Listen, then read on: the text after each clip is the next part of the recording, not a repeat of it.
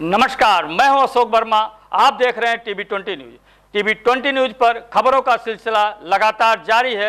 बने रहिए हमारे साथ। नमस्कार दोस्तों, मैं doctor Manish, endocrinologist, Medanta hospital Lucknow से। आज हम फिर एक बहुत इंपॉर्टेंट टॉपिक पर बात करेंगे। आज हम बात करने वाले एक ऐसी बीमारियों की जो दिन प्रतिदिन आपकी हड्डियों को कमज़ोर कर देती है। हड्डियों को कमज़ोर करने के साथ वो काफ़ी हद तक अलग अलग आपको चिंताएं देती है, और अगर वो बीमारी बढ़ जाए तो हड्डियां फ्रैक्चर तक हो सकती हैं। आपने सही समझा, हम बात कर रहे हैं आज ऑस्टियोपोरोसिस की। ऑस्टियोपोरोसिस एक ऐसी बीमारी है जिसकी बोन की क्षमता या जिसको बोन डेंसिटी बोलते हैं, वो काफ़ी हद तक कमज़ोर हो जाती है, जिसके अंदर हड्डियां काफ़ी नाजुक हो जाती हैं और कुछ समय बाद वो फ्रैक्चर होना शुरू हो जाती है। क्योंकि शुरुआत में हड्डियां काफ़ी मजबूत होती हैं, जैसे जैसे उम्र बढ़ती है हड्डियों की क्षमता कम होती चली जाती है। अगर उसमें खासकर कैल्शियम की कमी है तो हड्डियां वीक होती चली जाएंगी और फ्रैक्चर होने की नौबत तक आ जाएगी। देखा यह गया है विश्व भर में लगभग 2 करोड़ लोग इस बीमारी से, और अकेले भारत में लगभग 5 करोड़ लोग इस बीमारी से इस समय प्रभावित हैं। सबसे इंपॉर्टेंट, सबसे महत्वपूर्ण बात, ये बीमारी ऑस्टियोपोरोसिस के साथ एक और इससे कम दर्जे में ऑस्टियोपीनिया भी कराती है। ऑस्टियोपीनिया जिसमें हड्डियां कमजोर तो हुई हैं मगर अभी फ्रैक्चर के स्तर पे नहीं पहुंची है।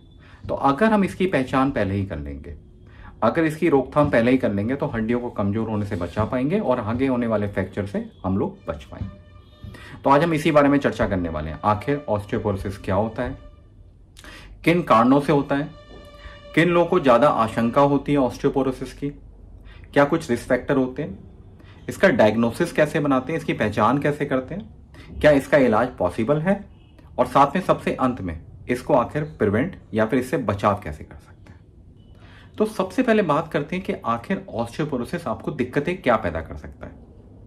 जो दिक्कतें स्वाभाविक रूप से हम लोग को देखने के लिए मिलती हैं जब पेशेंट हमारे पास ओपीडी में आता है, सबसे पहले वो कंप्लेन करते हैं कि अब उनकी मांसपेशियां उनको कमजोर लगने लगी है, मतलब मसल वीकनेस होने लगी है।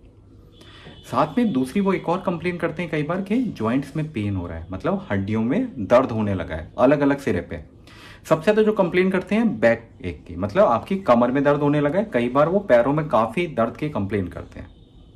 तीसरा जो हमें सबसे ज्यादा कंप्लेन देखने के लिए मिलती है इसी के अंतर्गत, वो ये बताते हैं कि अब मुझे सिर में दर्द रहने लगा है, मतलब हेडेक होने लगा है। चौथा, कई पेशेंट बताते हैं कि उनका पॉस्चर चेंज हो गया, पहले वो सीधा चलते थे अब वो झुक के चलने लगे हैं, मतलब कि अब आपकी लंबाई पहले से कम हो रही है। मतलब हो सकता है कि आपकी रीढ़ की हड्डी में कोई क्रैक आया हो जिसके कारण रीढ़ की हड्डी थोड़ी सी फ्रैक्चर हो गई हो, जिसके कारण आपकी लंबाई पहले से कम हो गई है। तो इसमें लंबाई कम हो जाती है और आपका पॉस्चर चेंज हो जाता है, आप आगे झुक के चलना शुरू करते हो। साथ में अगर इस बीमारी की अगर पहचान पहले नहीं होती है तो हड्डियां फ्रैक्चर होना शुरू होती हैं। सबसे ज़्यादा जो फ्रैक्चर हमें देखने के लिए मिलता है वो होता है फोर आर्म की हड्डियों का, कूल्हे की हड्डी का और रीढ़ की हड्डी का। ये 3 मेन फ्रैक्चर हमें ऑस्टियोपोरोसिस में देखने के लिए मिलते हैं। अब बात करते हैं क्या कारण होता है ऑस्टियोपोरोसिस होने का। अगर आपको हड्डियों के बारे में कुछ भी नहीं मालूम है तो मैं उसको सिंप्लीफाई करके आपको समझाने की कोशिश करता हूं ताकि आपको ये बहुत अच्छे ढंग से समझ में आए कि आखिर होता क्या है। एक जो हेल्दियर बोन होती है, जो आपकी एक हड्डी है, उसके जो अंदर का हिस्सा होता है, जो उसका बीच का सिरा है, वो एक स्पंज की तरह होता है, उसको हमें ट्रेबेकुलर बोन बोलते हैं। और जो उसके बाहर, उसके आगे बाजू का जो हिस्सा लगा हुआ है वो थोड़ा सा टाइट होता है, थोड़ा सा स्ट्रिक्ट होता है, तो उसको हम कॉर्टिकल बोन बोलते हैं। ये दोनों बहुत ज़्यादा इंपॉर्टेंट होते हैं हड्डियों में डेंसिटी या हड्डियों की क्षमता देने के लिए। जैसे ही ऑस्टियोपोरोसिस आती है वैसे ही आपका जो अंदर का हिस्सा है, जिसको हमने स्पंज या ट्रेबेकुलर बोन बोला है, उसके नंबर इंक्रीज हो जाते हैं, उसमें होल आने शुरू हो जाते हैं, तो हड्डियां अंदर से कमजोर होना शुरू होती हैं। हड्डियां जितनी अंदर से कमजोर होती चली जाएंगी उतनी वो जल्दी फ्रैक्चर होना शुरू हो जाएंगी। सबसे इंपॉर्टेंट बात, क्योंकि जैसे मैंने बताया कॉर्टिकल हिस्सा होता है, क्योंकि वो टाइट होता है, बहुत अच्छा स्ट्रॉन्ग टाइप का होता है, तो आपके जो अंदर के इंटरनल ऑर्गन्स हैं, अंदर के जो शरीर के जो आपके भाग हैं, उसको वो प्रोटेक्ट करते हैं। जैसे मान लीजिए आपके जो सामने की हड्डी है, इसको स्टर्नम बोलते हैं, तो ये पीछे आपके हार्ट को और कुछ हद तक लंग्स को प्रोटेक्ट करते हैं। पीछे आपकी रीढ़ की हड्डी है, ये आपकी स्पाइनल कॉर्ड को प्रोटेक्ट करती है। ऐसे बहुत सारी हड्डियां हैं शरीर के अंदर जो किसी ना किसी चीज को प्रोटेक्ट करती हैं। वहीं से कुछ नर्व्स की वेसल्स जाती हैं, वहीं से कुछ ब्लड वेसल्स जाती हैं। तो बहुत हद तक ये शरीर के अंदर जरूरी है कि आपकी हड्डियों की क्षमताएं बहुत अच्छी रहें ताकि कहीं पर भी कोई भी दिक्कत ना आए। अब अगर शरीर के अंदर कैल्शियम की मात्रा कम हो जाती है तो बॉडी के अंदर कुछ इस तरीके के मैकेनिज्म हैं जो हड्डियों में से थोड़े से कैल्शियम को निकालना शुरू करते हैं और बॉडी की शरीर के कैल्शियम की जरूरतों को पूरा करते हैं। और अगर समय जिस तरीके से आगे की तरफ निकलता है, जैसे जैसे आपकी उम्र बढ़ती है, शरीर की क्षमता कैल्शियम डिपॉजिट करने की हड्डियों में कम पड़ती है, मगर उसको निकालने की क्षमता काफी हद तक बढ़ जाती है। तो अगर शरीर में कैल्शियम और विटामिन डी की कमी होगी तो ऑस्टियोपोरोसिस की संभावनाएं काफी हद तक बढ़ जाएंगी। अगर आपकी दिनचर्या अच्छी नहीं है, नियमित रूप से व्यायाम नहीं करते हैं, तो हड्डियां कमजोर होने की संभावनाएं काफी हद तक बढ़ जाती है। अब हम बात करते हैं उन फैक्टर्स की जो ऑस्टियोपोरोसिस या फिर हड्डियां कमजोर होने की बीमारी की संभावनाओं को बढ़ा देते हैं। उसको मैंने 4 भागों में डिवाइड कर दिया। सबसे पहले बात करते हैं हम लोग पुरुषों की और औरतों की। देखा यह गया है कि पुरुषों की तुलना में औरतों को ये ऑस्टियोपोरोसिस नामक बीमारी 4 गुना ज्यादा देखने के लिए मिलती है। कहने का एक ही है मकसद कि अगर 4 महिलाओं को ऑस्टियोपोरोसिस है तो 1 पुरुष को ऑस्टियोपोरोसिस की संभावनाएं देखने के लिए मिलती है। कारण सबसे सिंपल है, क्योंकि औरतों में हार्मोनल बदलाव बहुत ज्यादा होते हैं, खासकर मेनोपॉज या पीरियड बंद होने के बाद या प्रेगनेंसी के बाद। तो उस वाली कंडीशन में ऑस्टियोपोरोसिस होने की संभावनाएं काफी हद तक बढ़ जाती हैं। दूसरा इंपॉर्टेंट फैक्टर आपकी उम्र। जैसे ही आपकी उम्र 50 साल के ऊपर जाएगी, खासकर महिलाओं में, तो ऑस्टियोपोरोसिस होने की संभावनाएं काफी हद तक बढ़ जाती हैं। उस समय आपकी हड्डियों को अतिरिक्त कैल्शियम की जरूरत पड़ती है। अगर आपका डाइटरी सोर्स जो आप खा पी रहे हैं, अगर उससे कैल्शियम और विटामिन डी की कमी आ रही है तो हड्डियां जल्दी कमजोर होंगी। जितनी जल्दी कमजोर होंगी उतनी जल्दी कमजोर होंगी उतनी जल्दी आपको फ्रैक्चर का रिस्क बढ़ जाएगा। तीसरा इंपॉर्टेंट फैक्टर जो मैं हमेशा समझने की कोशिश करता हूं या समझाने की कोशिश करता हूं वो है ज्योग्राफिकल एरिया। जैसे हम लोग साउथ ईस्ट एशियन है, हम लोग भारत में रहते हैं। अगर हम अपनी तुलना करेंगे यूरोप वाली कंट्री से या अमेरिका वाली कंट्री से, तो उनकी जो हड्डियों की दशा है, उनकी जो हड्डियों की डेंसिटी है, हमारी डेंसिटी से काफी अच्छी है। मतलब हमारी हड्डियां उनकी हड्डियों की तुलना में लगभग 10 साल पीछे चलती हैं। मतलब अगर उनकी हड्डियां 60 साल की उम्र के बाद कमजोर होंगी तो हमारी हड्डियां 50 साल पे ही कमजोर हो जाएंगी। ये एक ज्योग्राफिकल वेरिएशन है। चौथा इंपॉर्टेंट फैक्टर डाइटरी फैक्टर। अगर आपकी ऐसी डाइट है जो एक अनहेल्थी डाइट के अंदर कैटेगराइज है या अनहेल्थी डाइट कहलाती है, उसमें कैल्शियम की कमी है, अल्कोहल का अतिरिक्त सेवन है, स्मोकिंग आप करते हैं, फिजिकल एक्टिविटीज नहीं है, तो हड्डियां कमजोर होने की संभावनाएं काफी हद तक बढ़ जाती है। अब बात करते हैं आखिर ऑस्टियोपोरोसिस की पहचान कैसे करते हैं, मतलब डायग्नोसिस कैसे बनाना है।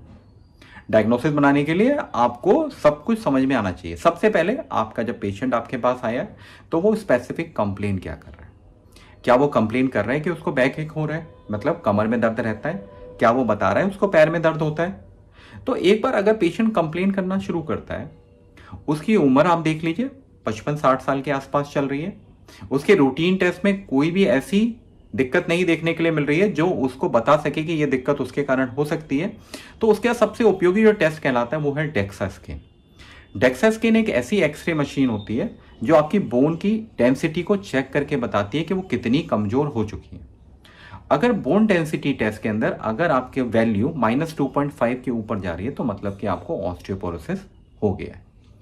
एक बार डायग्नोसिस हो गया कि ऑस्टियोपोरोसिस की बीमारी आपको आ गई है तो आपको उचित इलाज की जरूरत पड़ती है। अब सबसे उपयोगी जो हर कोई जानना चाहता है कि आखिर ऑस्टियोपोरोसिस का इलाज क्या है, तो उसको मैंने कैटेगरी में डिवाइड कर दिया। मैं एक एक करके आपको सारे तरीके से समझाने की कोशिश करता हूं। सबसे पहले अगर आपको ऑस्टियोपोरोसिस है तो सबसे उपयोगी चीज कि आप अपनी प्रोटीन की मात्राओं को बढ़ाएं। आप जितना प्रोटीन की मात्रा को बढ़ाएंगे उतना आपकी बोन की स्ट्रेंथ या बोन की डेंसिटी ज्यादा अच्छी होने लगेगी। आप प्रोटीन के इंटेक किसी भी फॉर्म में बढ़ा सकते हैं, जैसे राजमा, छोला, चना, दालें, सोयाबीन, पनीर। आप किसी भी क्वांटिटी के अंदर उसका उपयोग में लेके आ सकते हैं। मतलब जितना पहले खा रहे थे उससे थोड़ा सा उसकी कॉन्सेंट्रेशन या क्वालिटी या क्वांटिटी को इंक्रीज कर दीजिए। दूसरा उपयोगी, आप कैल्शियम का इंटेक करना शुरू कर दीजिए। अगर पहले से आप कैल्शियम की गोली नहीं खा रहे हैं तो आप कैल्शियम का गोली ले सकते हैं। तीसरा, विटामिन डी जो आपके डॉक्टर साहब आपको प्रिस्क्राइब करेंगे। ऑस्टियोपोरोसिस की जो मेडिकेशन है वो दोनों तरफ से अवेलेबल है। उसकी टैबलेट्स भी आती हैं, उसके इंजेक्शन भी आते हैं। डिपेंड करता है कि आपके डॉक्टर साहब ने आपको किस तरीके से ऑस्टियोपोरोसिस के नज़र से देखा है, उसी के हिसाब से वो आपको प्रिस्क्राइब कर सकते हैं। उससे भी ज़्यादा इंपॉर्टेंट है कि आपको अपनी डाइट को सुधारना पड़ेगा। जो आपकी अनहेल्दी डाइट पैटर्न है, जिसमें एक्सेसिव अल्कोहल है, एक्सेसिव स्मोकिंग है, उसको आपको रोकना पड़ेगा। अगर आप ये दोनों चीज़ों को नहीं रोकेंगे और बाकी सारे काम कर रहे हैं, तो ऑस्टियोपोरोसिस सही होने की या ऑस्टियोपोरोसिस से आपको निकलने की संभावनाएं काफ़ी हद तक कम हो जाती हैं। दूसरा इंपॉर्टेंट फैक्टर, आप कर तो सब कुछ रहे हैं, आप समय पे दवाई खाते हैं, अच्छा हेल्दी डाइट पैटर्न ले रहे हैं, मगर फिजिकल एक्टिविटी नहीं कर रहे हैं। अगर फिजिकल एक्टिविटी नहीं करेंगे तो मसल्स के अंदर स्ट्रेंथ नहीं आएगी। जितना मसल्स के अंदर स्ट्रेंथ कम रहेगी, उतना ही ऑस्टियोपोरोसिस बहुत धीरे धीरे रिकवर करेगा, और जितनी धीरे रिकवरी होगी उतना ही आपको लंबा इंतजार करना पड़ेगा।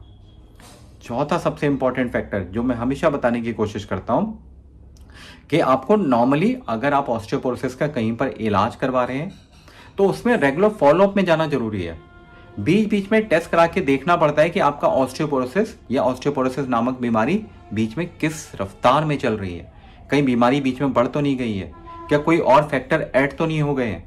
तो आप जिस चीज़ से मतलब जिस डॉक्टर साहब से कंसल्ट करते हो तो उनको रेगुलर फॉलोअप में जरूर बने रहें। फॉलोअप इस चीज़ के अंदर मिस नहीं करना है। एक चीज़ की चर्चा होना हमेशा बहुत ज़्यादा अनिवार्य है जब भी हम ऑस्टियोपोरोसिस की बात करते हैं, वो है फॉल प्रिवेंशन।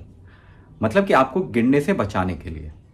मान लीजिए अगर आपको चलने में कठिनाई है, आपकी हड्डियां पहले से वीक हो चुकी हैं, आपको ऑलरेडी ऑस्टियोपोरोसिस चल रहा है, तो आपको संभावनाएं ये हैं कि आप अगर गिरेंगे तो हड्डियां फ्रैक्चर होने की संभावनाएं बढ़ जाएंगी।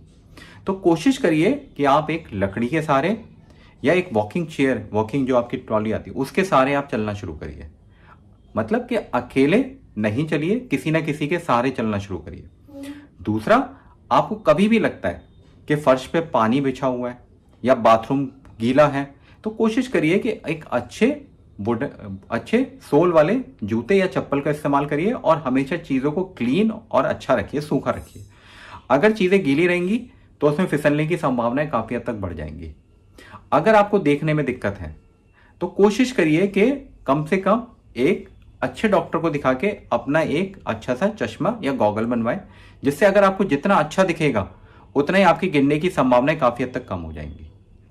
चौथा फैक्टर, अगर आप किसी भी कोने पे बैठे हैं, जैसे कुर्सी के कोने पे बैठे हैं, टेबल के कोने पे बैठे हैं, बालकनी के एकदम साइड में जा रहे हैं, तो इसमें गिरने की संभावनाएं बढ़ जाती है। तो ऐसी चीज़ों को आपको अवॉइड करना पड़ेगा।